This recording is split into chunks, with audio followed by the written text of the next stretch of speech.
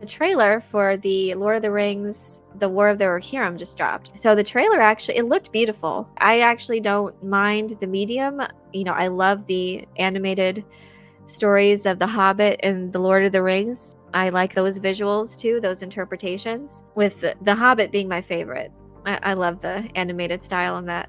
So one thing that I need to rant about, because it did bother me, one thing that bothered me was when the trailer starts out, the first thing you see is footage from Peter Jackson's film trilogy and the music and the images from Rohan. And the first words you see are Peter Jackson Presents, which was news to me because Peter Jackson has done little to nothing for the development of this movie. I was kind of irked because it was kind of a disservice to the writers, directors, and people who actually worked on this project. So I had to go back and do my research again because I could have sworn, that he wasn't involved in it at all. But then I found this article. This is by The Wrap. And this was dated June 11th, 2024. Peter Jackson and Fran Walsh join animated The Lord of the Rings, The War of the Rohirrim. The announcement was made alongside a screening of new footage. So 2 months before the trailer, they got him involved, and now he's listed as an executive producer. And this is for a marketing thing too. Just in time to market it, they got Peter Jackson and Fran Walsh to be tacked on there as executive producers. And this is how the article begins. The Lord of the Rings, The War of the Rohirrim is headed to theaters this Christmas, and during a panel at Annecy, it was announced that Peter Jackson and Fran Walsh are executive producers on the project. So I don't mind they're executive producers, but the trailer was so deceptive because you're saying Peter Jackson presents. That kind of indicates that he was involved creatively with the project, and he has had little to nothing to do with the development of it. And literally just 2 months ago, you tack him on there as an executive producer, clearly just for the marketing, clearly just for the optics of, hey, remember Peter Jackson? Well, he's an executive producer on it, even though he's had nothing to do with the screenplay, direction, the animated style. That did bother me. And the way the trailer went on, it was like Peter Jackson presents through the eyes of the director Kenji Kamiyama. Not the first time I've seen someone stretch a credit for marketing purposes. Oh yes, it's just blatant marketing ploy is tacky. But also, again, I think it's such a disservice for the people that worked so hard and on this project and production.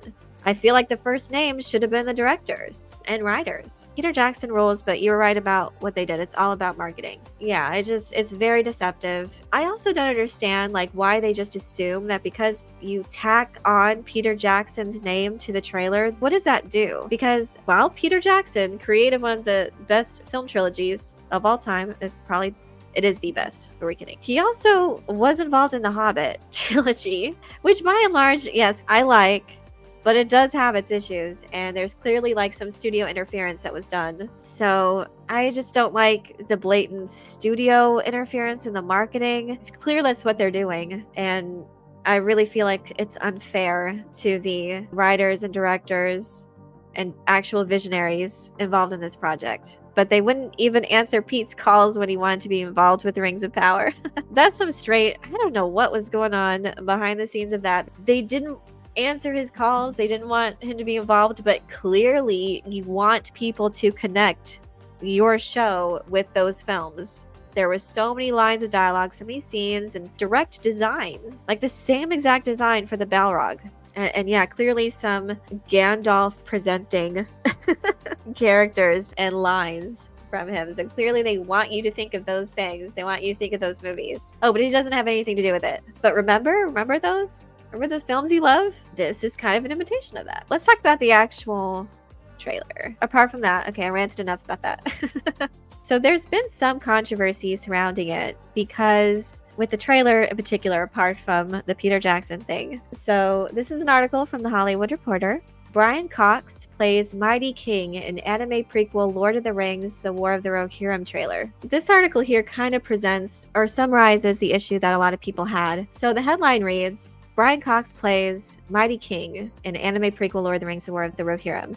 But the image that they chose to go with this article is of his daughter, Hera. That was brought up a lot as far as some criticisms about the trailer, though it was beautiful. But there is that controversy of how much of a role is Helm Hammerhand's daughter going to be taking in the story. So if it's the story of Helm Hammerhand, and then you have the trailer that's very centered around his daughter Hera, who was unnamed in the appendices, so they had to make up Hera. She has a large part in the trailer. It's like half of it's focused on her. In isolation, I mean, like detaching my lore brain, it's beautiful, beautiful trailer. And it actually gave me some Nausicaa vibes just set in Middle Earth. So if I was just thinking like just from a fantasy anime perspective, it looks beautiful. I don't mind if it's well done of the female protagonist, if she's well written and acts like she should. I mean, if she evokes Eowyn, okay, there's some potential there. But once it crosses a line as to sacrificing, like how Rings of Power handles Galadriel, she's so bullish, she's not intelligent, and she seems very brash, very girl bossy Mary Sue, and she comes off as insufferable. And that's just not who the character is.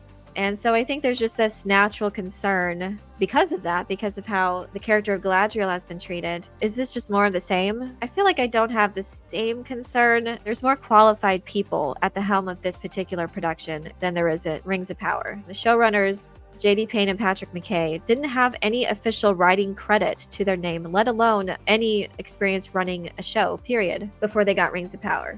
And you can see that. You can see their inexperience play out during that show. So I have more confidence in regards to the quality of the production and the writing quality for this. But the way they're doing the marketing, people are going to have those natural concerns, I think, because, you know, it's kind of becoming a trope now, the strong female character. And while it's been done very well in certain productions, Arcane is great, has tons of female characters in that. The story of Dune obviously has a lot of complex and characters that are so, even with their extraordinary abilities, are relatable in a lot of ways, and their stories are interesting, and you just want to follow along with their story. So it can be done well, but there's just been a lot of high profile times when it's just pure girl boss Mary Sue trope.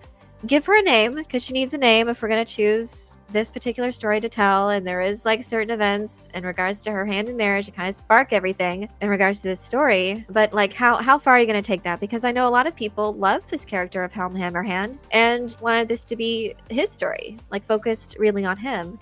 And I don't mind that there's some focus of like the father-daughter relationship, that dynamic. But again, like if it's done well, and it's just one trailer, so it's hard to tell. There was this one line where she's like, the fastest rider you have. And it definitely seemed like that same kind of vibe. Like they're trying to mash up Eowyn and Arwen in Peter Jackson's movies said, I'm the faster rider, and then went off on that, escorted Frodo to Rivendell, which is not in the book, but it feels like they're taking that approach. And I liked Arwen and Eowyn in the adaptation, so I understand why people don't like the Arwen thing when it came to those creative liberties, but I can appreciate it when it comes to adaptation and establishing your character. But yeah, there's just a lot of, I think, warranted concerns among fans.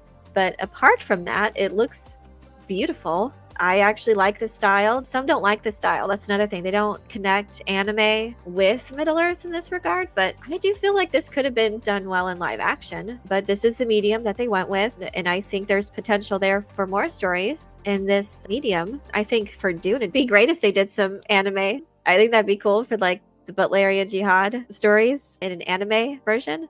My main concern is just the whole idea of these projects, including Rings of Power, and then there's the Hunt for Gollum coming out, and then there's this. All of these projects are relying on appendices information. And because of that, because they just have like breadcrumbs to work with, they have to take some creative liberties to adjust to the medium. So I can see how they're doing it with this, like having to flesh out Hera, now with the name, as a character in the story to adjust to this medium. The problem that I have is that just the foundation of the circumstances that we're in when it comes to telling stories. in Tolkien's Middle-earth. Because all of these projects, it's literally the line, butter scraped over too much bread. We have so little information, like in the appendices, again, like this breadcrumbs, and they're trying to make this huge sweeping epic out of it. It just begs for creative liberties, and some people will be able to do it well if they're talented and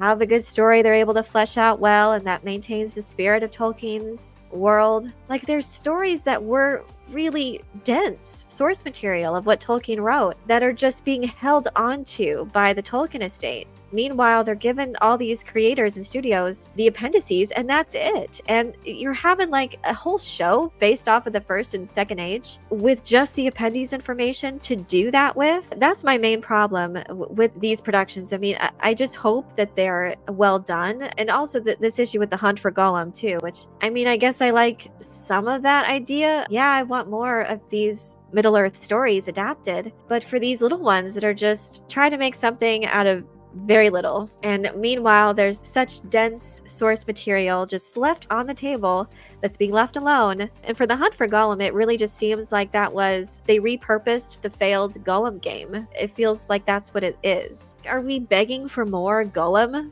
Not that I don't like his character or appreciate it, I just feel like there's other stories. I want to see Beren and Luthien. I want to see these stories and other characters like fleshed out and really dug into. There's so much, and studios and creators are just fighting over crumbs. That's the impression that I get. And while there's a story to be told here, I get it, but there's also like gaps in this story that just warrant creative liberties to be taken. So there's gonna be creative liberties when it comes to Helm Hammerhand's daughter. That's what you get when you have a little thing to work with. So at the end of the day, I hope it's good. War of the Rohirrim. I have more confidence in it. I just hope that it maintains the spirit of that story and maintains the most important elements. I don't like the whole idea of how studios are just spending so much money on appendices information when we just want what Tolkien wrote. But it's just sitting there untouched, and I don't know if we're ever going to get a proper First Age or Second Age story. I don't know if we're ever going to get that. If they don't want to allow the rights to those stories, it's very sad. I don't know, it makes me sad because it feels so corporate. It's so corporate. Same thing with how they're advertising the movie too. I mean, clearly like these marketing ploys invoking Peter Jackson for no reason, and even putting all of that footage from the actual film trilogy in there before the trailer.